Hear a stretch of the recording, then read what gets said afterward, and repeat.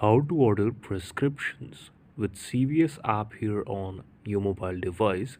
As CVS is not available in my country, I'm just simply going to tell you all the steps regarding it, like one by one. This is how you can exactly order a prescription for yourself by a specified doctor here on the application. Now, to order a prescription, refill, or request a new prescription using the CVS CareMark application, you need to have a CVS CareMark prescription plan. So, first, you just need to subscribe to that plan, and then you will be able to order your prescription. First step is ensure you have a CVS CareMark prescription plan. Download the application. Then you have to register and log in. Now, manage your prescriptions. The app will allows you to view your prescription history, refill existing prescription, and request the new prescriptions.